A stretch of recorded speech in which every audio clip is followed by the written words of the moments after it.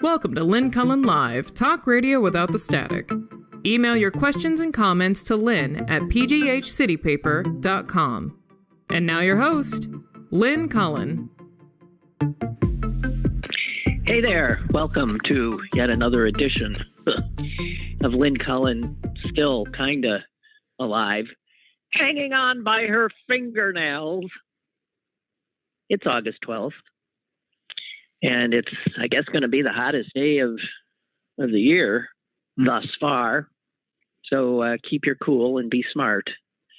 There's people working on the house next door. I can hear them banging around. They're up on the roof. God bless them. But I mean, isn't there a point at which people who work outside should be told to cease and desist and maybe start working at night instead if these temperatures are going to get so life-threatening? I'm not saying they are here right now, although the Weather Service has put out a heat advisory, which does warn people to be careful and to look after themselves.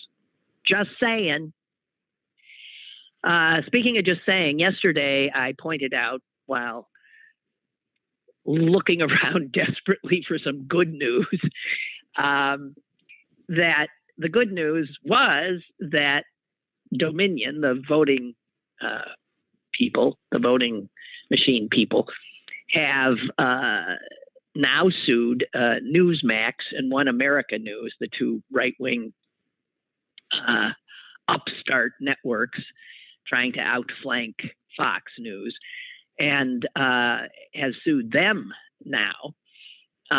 Their case against Fox is, in the hopper. Fox, I'm sure, desperately trying to have it thrown out. But the good news today is that a judge, a federal judge, I believe, has said that Dominion's suits against Sidney Powell, Rudy Giuliani, and that MyPillow idiot can go forward. So if that is any indication of what might occur in Fox's and the other outlets just sued yesterday in their efforts to have this not head to trial, it's not looking good. So this is all good news. The judge said all of these suits can go forward. Dominion is seeking billions in damages to its business as a result of the fraudulent and defamatory things that were said by these three and then the three networks in question. What's most astonishing and heartening is the most heartening thing I read all day yesterday is that the judge who said, these cases are going forward. There is no reason to throw them out. They have legal standing and clear merit. That judge was one of the judges appointed by Donald Trump, Carl Nichols. God bless you, sir. Appointed to the D.C. District Court. He wrote the opinion. It came out yesterday afternoon, and he threw the book at these three Trump supporters. I just love this. He said that these insane, ridiculous statements made by these three could not be protected by saying they were political speech. I'll read some of what this Trump lawyer said. The Trump judge said, in regard to Sidney Powell, that awful woman. Powell cannot shield herself from liability for her widely disseminated out-of-court statements by casting them as protected statements about litigation. An attorney's out-of-court statements to the public can be actionable, even if those statements concern contemplated or ongoing litigation. So he said what she's saying there is everything this woman says is crap. Giuliani has said that all this is another act of intimidation by the hate-filled left wing to wipe out and censor the exercise of free speech as well as the ability of lawyers to defend their clients vigorously.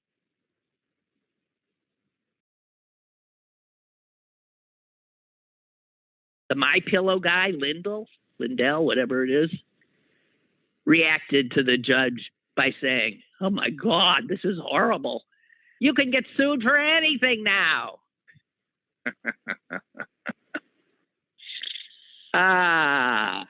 Let's see what else I can. This is considered a devastating blow to these three. And so the judge, the Trump-appointed judge, gave the green light to Dominion to go for it. This case is not being thrown out. The judge went on to say that Dominion has adequately alleged that Powell made a number of statements that are actionable because a reasonable juror could conclude that they were either statements of fact or statements of opinion that implied or relied upon facts that are provably false.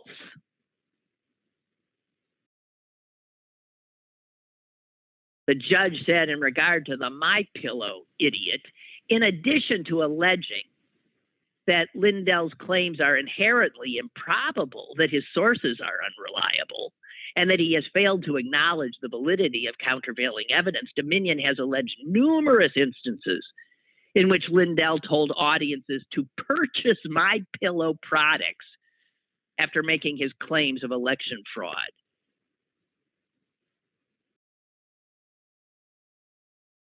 And then the judge says something really interesting because he says Dominion has adequately alleged that Lindell, the MyPillow guy, made his claims knowing they were false or with reckless disregard for the truth. And there it is, because often in these kinds of cases, that is the hardest thing for somebody to prove. Oh, I know that person said that thing, which turned out not to be true, but they didn't know that it wasn't true, and their intent was not to harm. They were just passing on information. This judge says that's not the case, clearly. That Dominion has already clearly shown that these guys knew what they were peddling was false.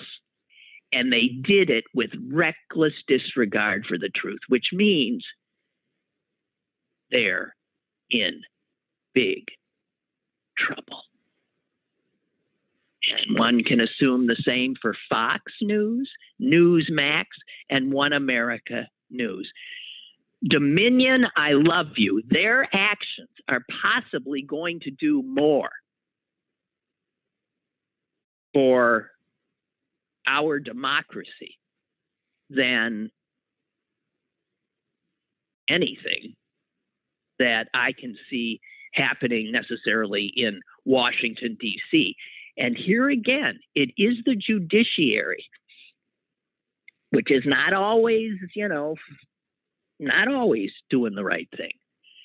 But often these cases where you assume that the judge is already appointed by Trump, he'll do Trump's bidding. Trump's bidding here clearly is to dismiss these suits, and he doesn't.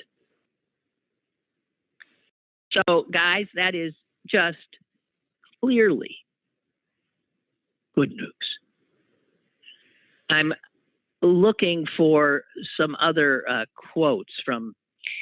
I read a number of stories on this. There was a Washington Post story today.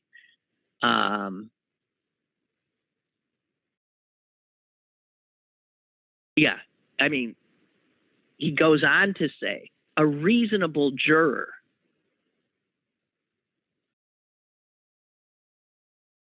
would know that Powell did not have a video of Dominion's founder, which she said she did. This woman who just lies through her teeth, like the guy she's trying to protect, Donald Trump. She said she had a video of the president of Dominion saying that, quote, he can change 1 million votes, no problem at all. The judge said a reasonable juror could conclude that she did not have such a video.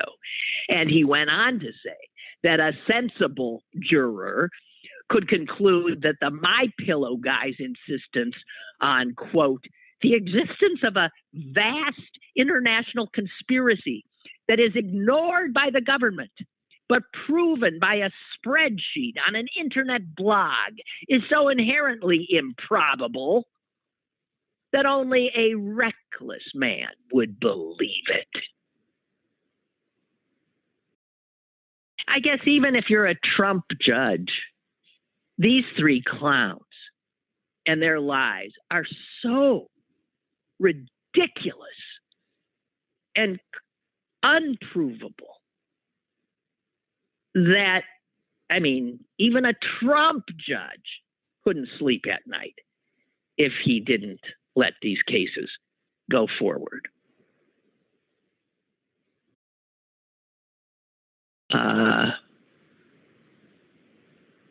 Lindell continues to say that Dominion, well, I don't think he's going to say it anymore.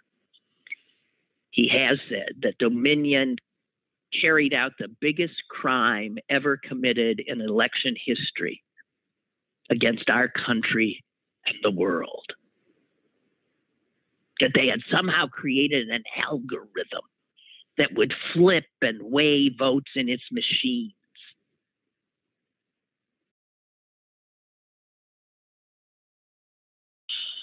So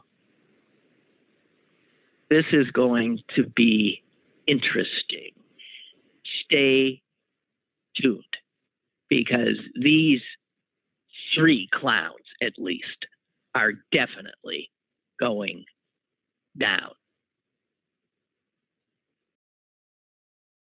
Sidney Powell, another one.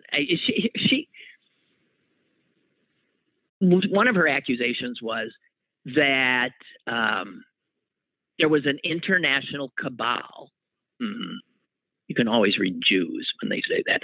An international cabal of communists and Democratic officials working alongside the CIA, the Clinton Foundation, and billionaire investor George Soros.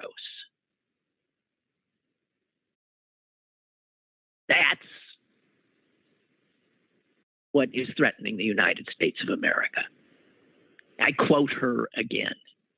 What we are really dealing with here and uncovering more by the day is the massive influence of communist money through Venezuela, Cuba, and likely China, and the interference with our elections here in the United States.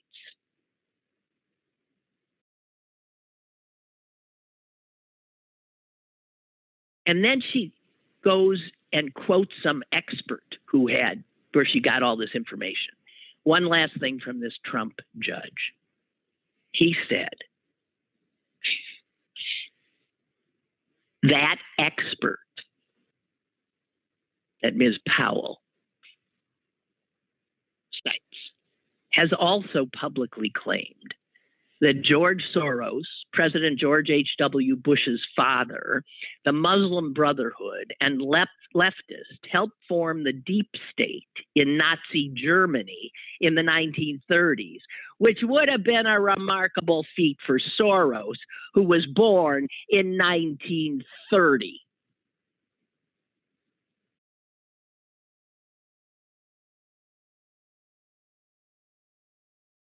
The thing is, while, we can laugh, I used to, I don't anymore, at the ridiculousness of these lies and claims that are peddled by people allegedly serving the president at the time of the United States of America.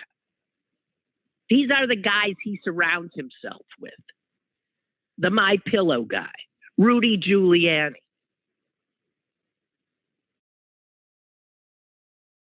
But millions and millions and millions and millions more do swallow this swill. They swallow it.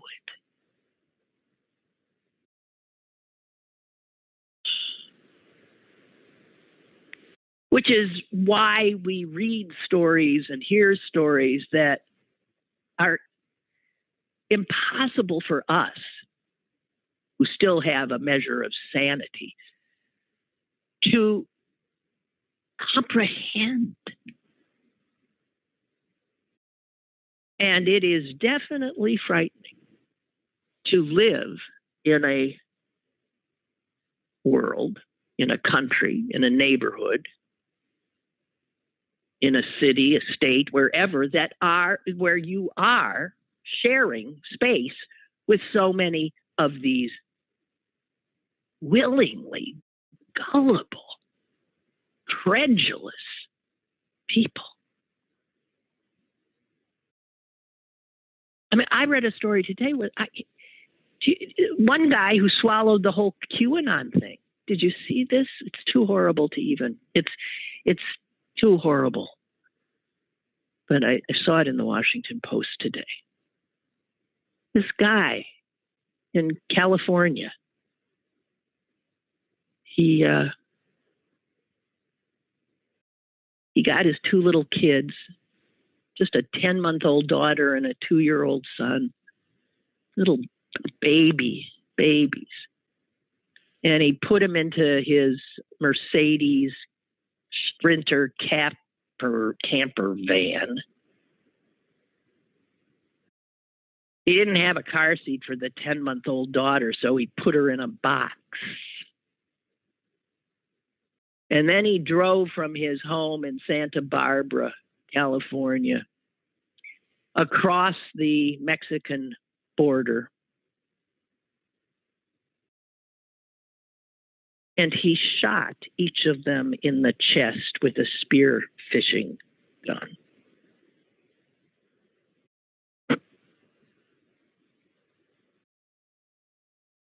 Now, it's because he had been enlightened, he told the FBI. He had become enlightened by QAnon and the Illuminati. And he had received visions and signs saying that his wife possessed serpent DNA, which she had passed on to their children. And by killing them, he was saving the world from monsters.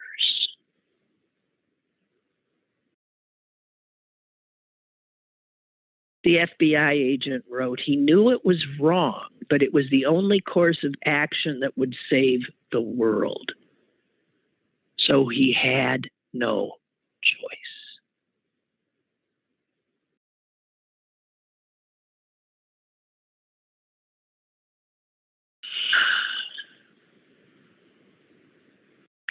You can't.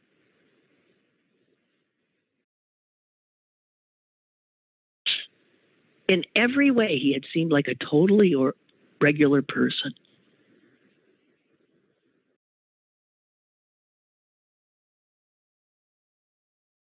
Just a few months ago, he had posted a photo of himself and his wife with their 2 little kids on a beach, and he'd written, "My treasures."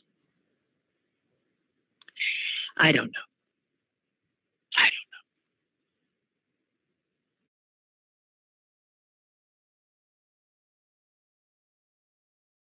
And if you want more about deranged people, just look at, I mean, there's videos out there now of like school board meetings. Jeez, who would know? You know, you run for the school board because you think it'd be a good kind of a thing to do in terms of public service in your community. And it turns out you're sitting on the front lines of the battle between sanity and insanity that this country is now waging. And at this school board meeting, I don't know, somewhere in the great state of Tennessee, Franklin, Tennessee, where the school board, apparently at risk to its life, the individual members risking their lives, did vote despite the angry mob of parents that attended their meeting, did vote to require masks at local elementary schools.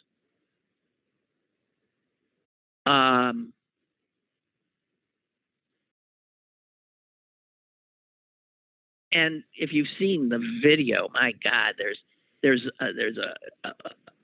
someone approaching a guy who was a healthcare expert who had testified at the school board meeting.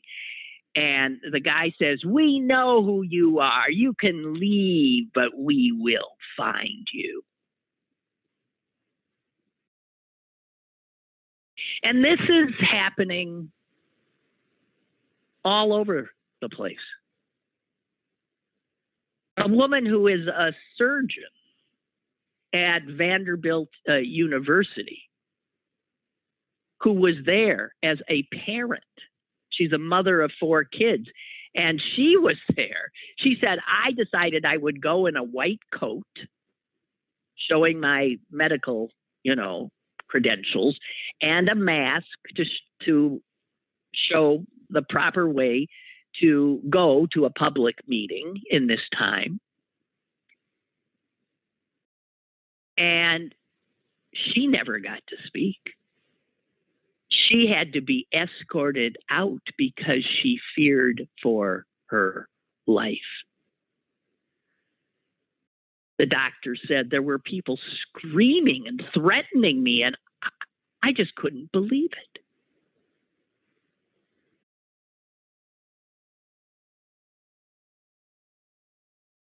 Amazing. It's just amazing. Okay. I'm sorry. I'm not, okay. A little bit of frivolity for a second, speaking because we had mentioned Giuliani. Did you hear that he's, I don't know all what these things are, but there's something called Cameo that like a person can go on and sell themselves to somebody. Well, in Giuliani's case, he's asking for, I think, $200. What's he? He's asking for $275, and he will make a video for you if you pay him that money. Let's say you want to say happy birthday to somebody, and you want what would be a riot is have Rudy Giuliani say happy birthday. Actually, some of you might think that's pretty funny. Maybe I should actually. Is it worth $275 to have Rudy Giuliani record a video for my mom's 99th birthday? You know what? It just might be. Except, of course, he'd get the money. Oh, but would that be funny? Anyway, so this is how desperate he is, because he's got Dominion coming at him. He has no means of making money anymore, and he could well be going to jail. Boy, what a story his life is. And he is so desperate that he has put on this Cameo site that if you ask him, he will respond within 10 hours. So Giuliani's now sitting somewhere in his underwear doing these videos for people at $275 a pop. And Sarah Silverman said this.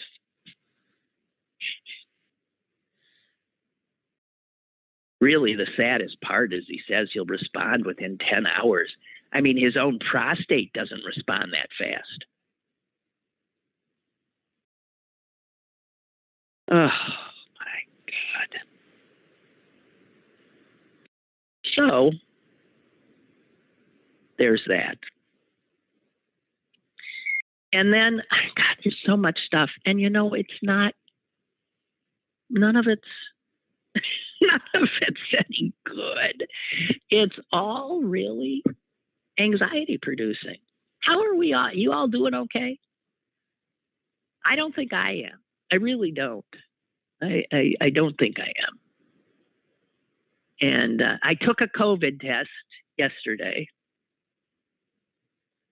And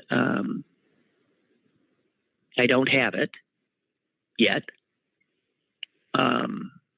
But I wanted to make sure I wasn't infected when I went to see my mother tomorrow. But who knows?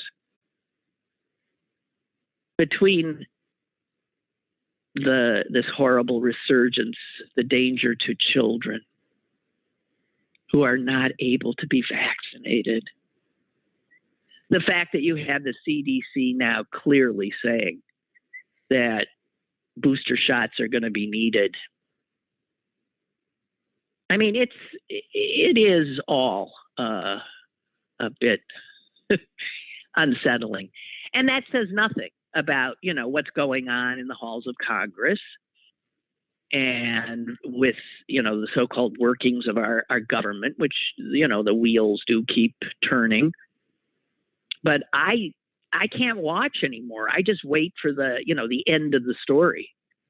I can't invest myself like I used to do in watching, let's say, the process. I can't. I think I've told you that. I can't. And it's why you don't hear me talking about like the infrastructure, this and the that, because until these things are whole and signed by the President of the United States, Joe Biden, I'm not going to despair. I'm not going to declare victory. I'm not going to do anything. I'm just going to pay attention to the things that I have to pay attention to. God almighty. Sorry. Am I apologizing a lot? I feel like I am. I feel like I should. I really do.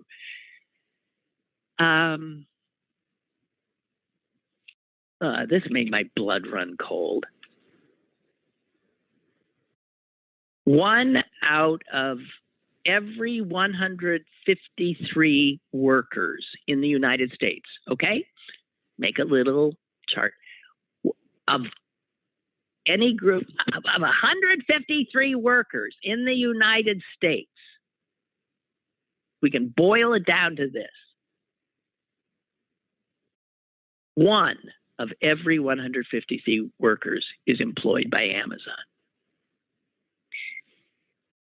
And I say this as I saw a piece in the, I think, of City Paper about how Amazon is wanting to build increasingly, keeps getting bigger, facility off of Butler Street in Lawrenceville. And this will, this will make a lot of trucks, delivery trucks coming and going. Have you been on Butler Street lately? I mean, that is a narrow street. It's got businesses and restaurants on both sides. Traffic goes at a snail's pace, and Amazon is wanting to come in. And you tell me if there's a way to stop them. The folks in Churchill are fighting them. People in Lawrenceville are now fighting them. The thing is, people say, oh, but there'll be jobs. Well, let me tell you, have you looked at what the rent prices and home prices are in Lawrenceville these days? It's been gentrified. So nobody who works at this facility is going to be able to afford to live near the facility. So the workers, will be adding to the traffic by having to drive in to Lawrenceville to the facility.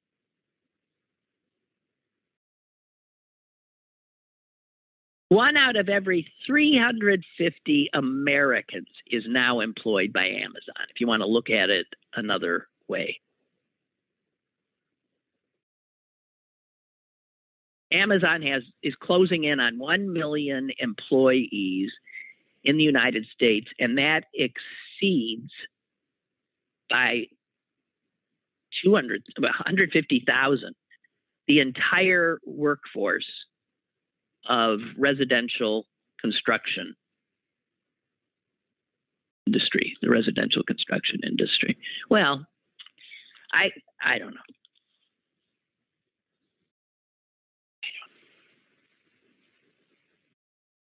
I hate him. Big is not better. And then something that I haven't spoken of, I mentioned it the other day because the news broke when it was on Tuesday, that the Pittsburgh Public Schools are pushing back their opening date, or intending to.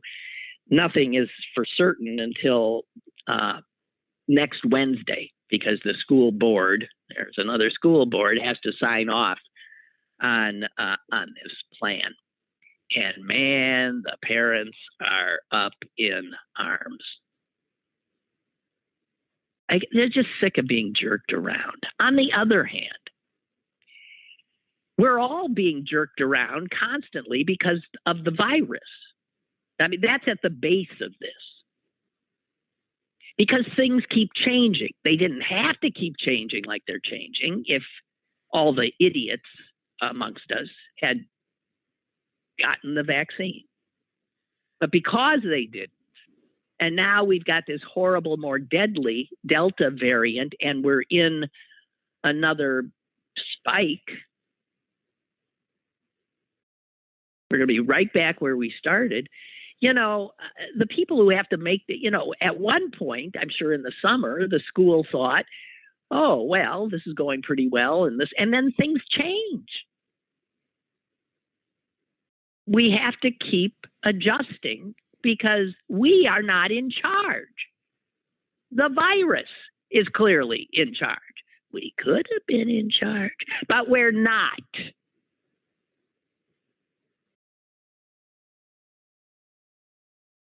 And I know there's a lot of anger, but I guess they knew there was a school bus shortage months and months and months ago. So I am wondering about, they couldn't come up with something. I don't know.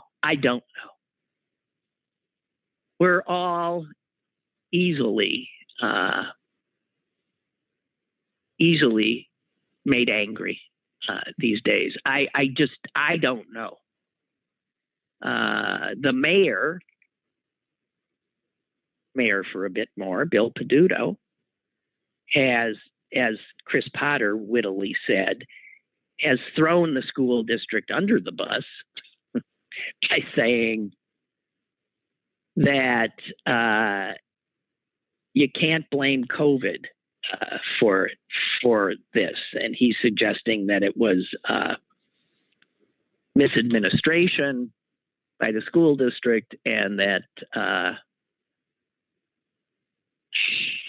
they should have had a plan.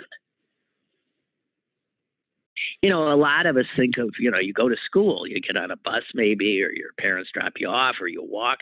There are kids, especially poorer children who go to the Pittsburgh public schools, who might take 2 buses to get to school. They might take a bus to get them downtown and then have to transfer to another bus that gets them maybe somewhere else. And they're talking about now making the school day start at some schools like Alderdice and Obama at 7:15 in the morning, which means that some kids who have to do that might be, you know, leaving their homes in the dark. And I understand. And parents trying to make plans about, can I go back to work, or who's going to. I understand why people are going insane. I don't pretend. I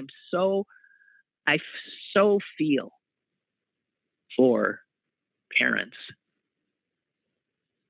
And I feel for people in the school board. I don't know if they're not doing the job. I don't know if the job they're being asked to do is impossible and things keep changing on them and they're trying to do the right thing. I don't know. I don't know. And have you noticed that this longest American war, Afghanistan, where we've been in there for 20 years? 20 years? What'd that get us? What'd it get us? I'm sorry, screen.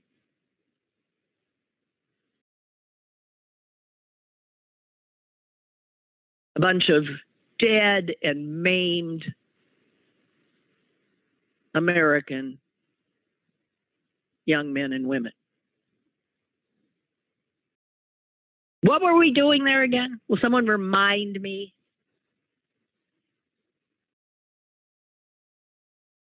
Afghanistan, the little country that humbled the British Empire and then humbled the might of the Soviet Union and now humbles the United States of America.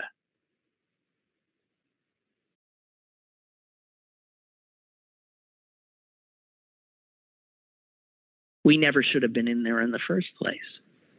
We should have been gone 19 years ago.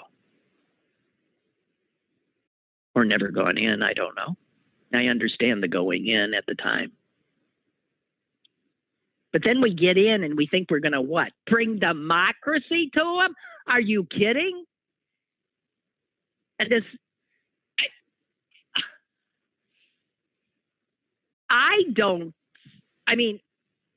Biden is saying it's time for them to defend themselves. I mean, it's their country.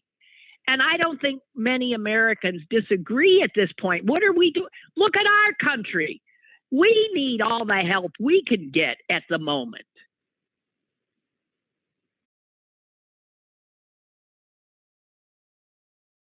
But what we've got to learn is to stop going into these things in the first place. Name me a war we've won since World War II.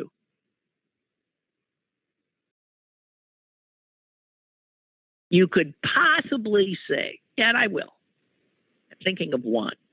And I'm not doing Ronald Reagan's little foray into what was that? That little teeny weeny little. I'm not doing that. Where he went to rescue some medical student. What was that? The one that I think was actually no longer than a month or two, I don't know, it seemed like that. It was there and then it was gone. Was the one that George H.W. Bush did when he shoved Saddam Hussein back across the, was it Yemen border? And then that was his intent, to get him out. No, you can't go in there. That's not your country. We pushed him back, and then we went home, which always rankled the vice president at the time, Dick Cheney, who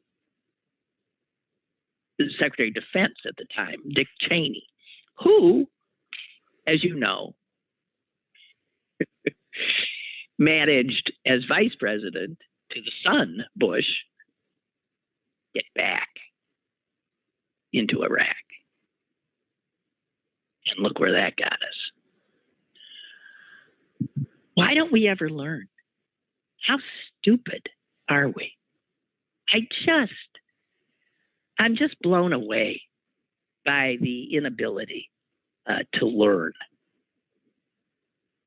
Just a quick share of a David Simon quote.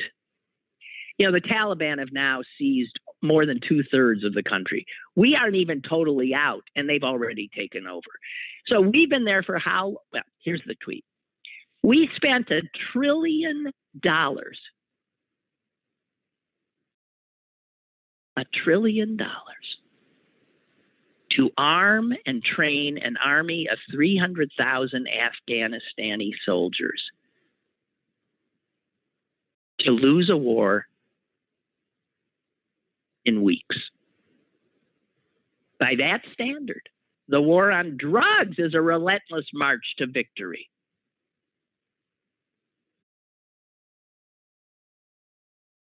We never have money for the things we need to do for ourselves. We got money for that. I have a caller. Caller, go ahead, please. Hello. Hello. Hi. Hey, there's two ways of looking at that Amazon.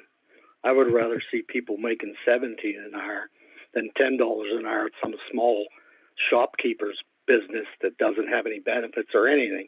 So you could look at that two different ways. I don't like Amazon either, but if it's the major employer, what are you going to do? It's better than 10 an hour or whatever they're paying, not even minimum wage waitresses, and then they got to get tips.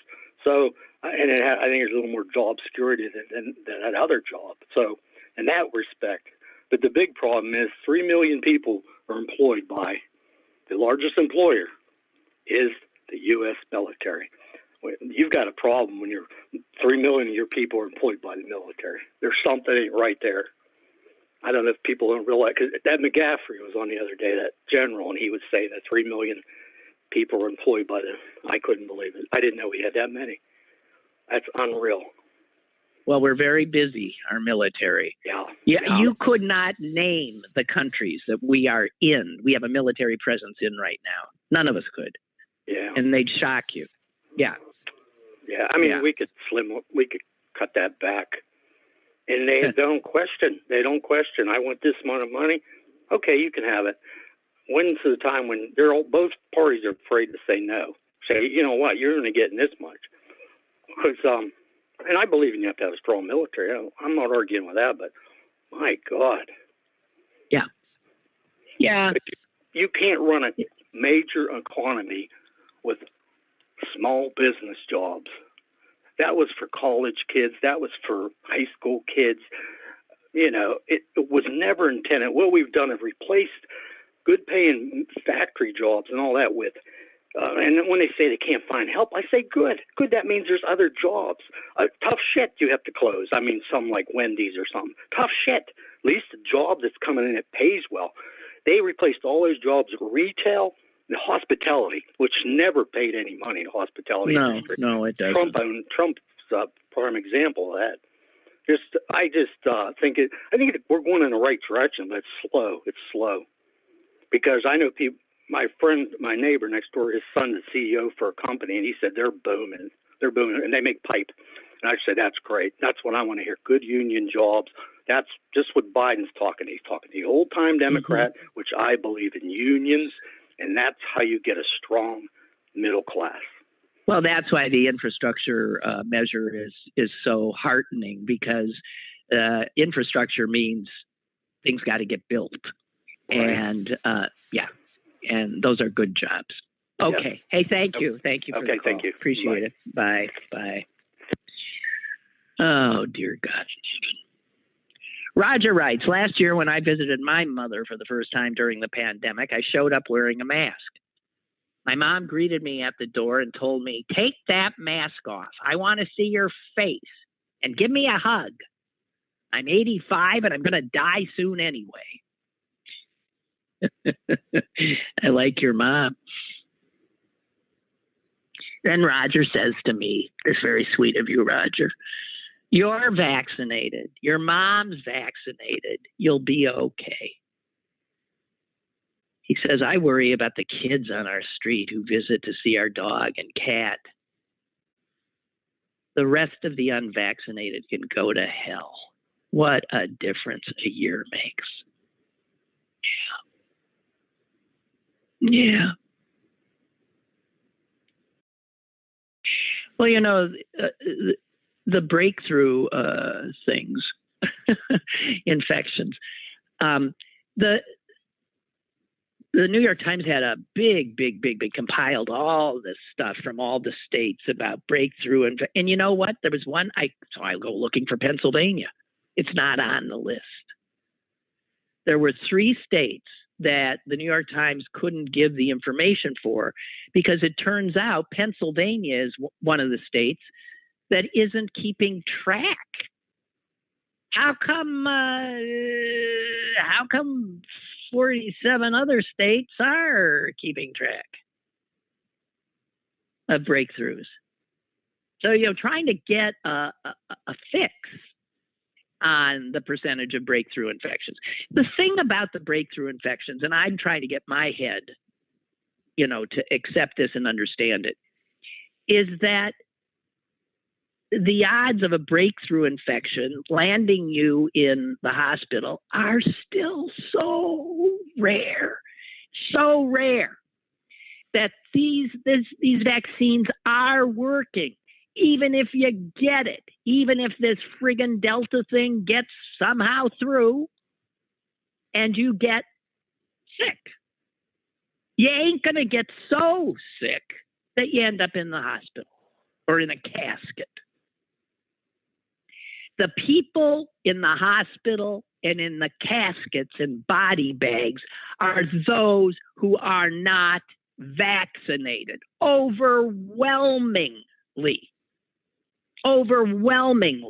because they also had a chart about this. Overwhelming. And obviously, there are more breakthroughs. But my brother told me last night that 2 of his friends, I know both these guys too, 2 of his friends, both vaccinated, one in Scotland and the other in New York, have both recently gotten infected. And the one in Scotland is really not feeling well, but he's nowhere near having to go to a hospital. He's miserable. And the one in New York says it's sort of like I'm, got like a bad cold or something. And what I'm starting to realize is I will not be surprised if at some point I test positive. I just won't. Because there's too much of this that is going on now. But yeah, we all just gotta somehow keep our balance and keep try not to lose it. Because so many people are losing it.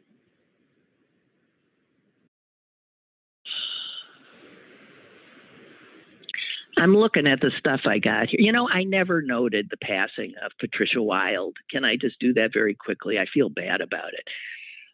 Patricia Wilde, who was the director of Pittsburgh Ballet Theater just seemed like her tenure was forever, because even when she stopped being there, she was still somehow there. I'm trying to get to it. No, she stopped in 1996, but she was there as the head for 14 years. And, often we don't realize how special somebody is. If they're local, you think, well, yeah, so the Pittsburgh Ballet Theater, big friggin' deal. Patricia Wilde was one of George Balanchine's favorite prima ballerinas. And he created works for her. She was with the New York City Ballet, performed more than 40 roles from 1950 to 1965. And the critics raved about her. I'll read you a critique. Uncommon speed, brilliant technique, and daring. She could dance at lightning speed, devouring space, while her upper body moved with a calm, classical beauty. No one quite danced like she, and it's why Balanchine wanted to create works that focused on this apparently extraordinary speed that she could move. Even as, again, her upper body exuded nothing but calm.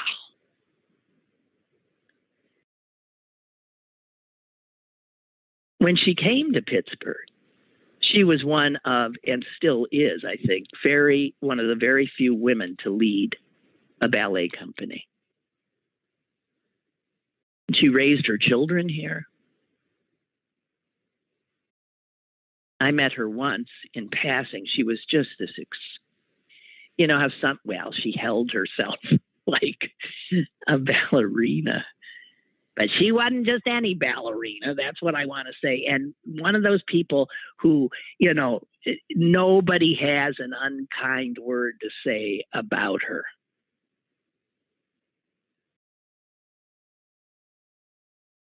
She really helped the Pittsburgh Ballet. And because she knew all of Balanchine's works, like by heart, she could do stuff here that others were unable to do. Pretty remarkable. She died at 93. And Pittsburgh was lucky to have her. Oh God, I didn't time this right, because I'm looking at information I have here that I can share with you, and it's not going to leave you with something good. So let me not do it. I'm sure you've seen the story about the black being a real estate agent while black. You've seen that story out of Michigan. Black real estate broker showing a house to a black man and his son. And the house ends up being surrounded by a whole squadron of police with their guns drawn.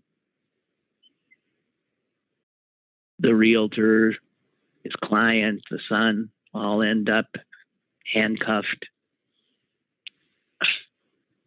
And all because, of course, a white neighbor assumed that seeing three black people in this house meant it was being robbed. When you read the account and read the father's, you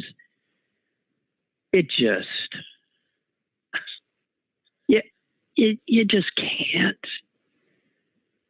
Any white person who doesn't realize that their lived experience is unlike the lived experience of every black American. Obviously. But that white Americans cannot imagine. Why can't people get this through their heads? What black Americans have had to and continue to put up with. And it's a direct result of the actions of white Americans who see black and feel fear or threat. threatened. It's impossible to not see that now. And yet you see, again, back to the school districts, you see these suburban districts now and the smaller school districts around here, all insisting, the white parents insisting that the schools not teach about race or make their little white children feel guilty.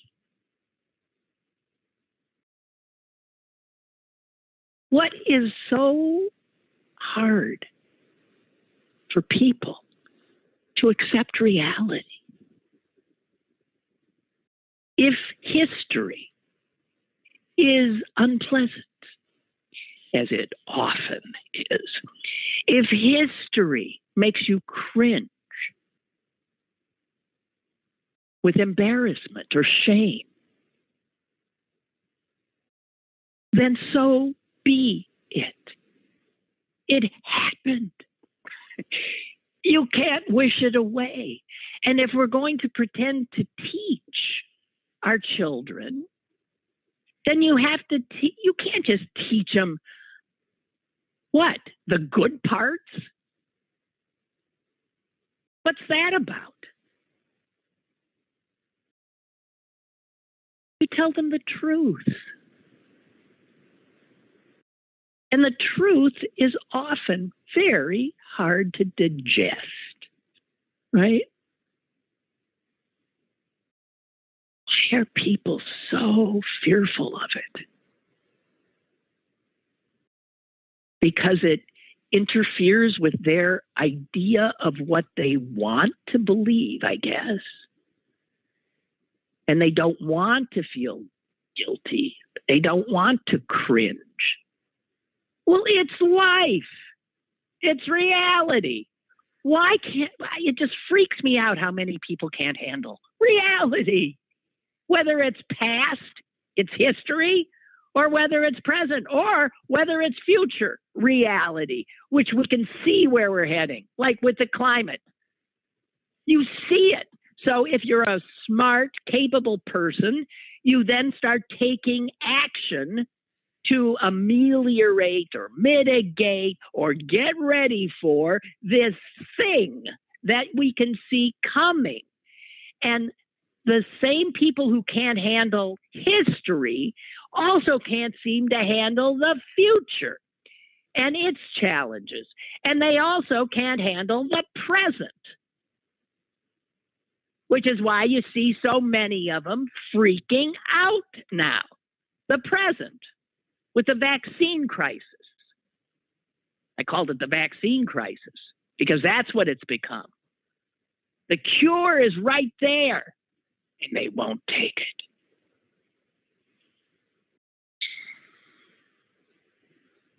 I don't know what it is. What happened to these people? These extraordinarily fearful people. And fearful people are easily led and herded into groups. And they're eager to swallow anything that will make them feel empowered. And boy, are we getting a lesson in that.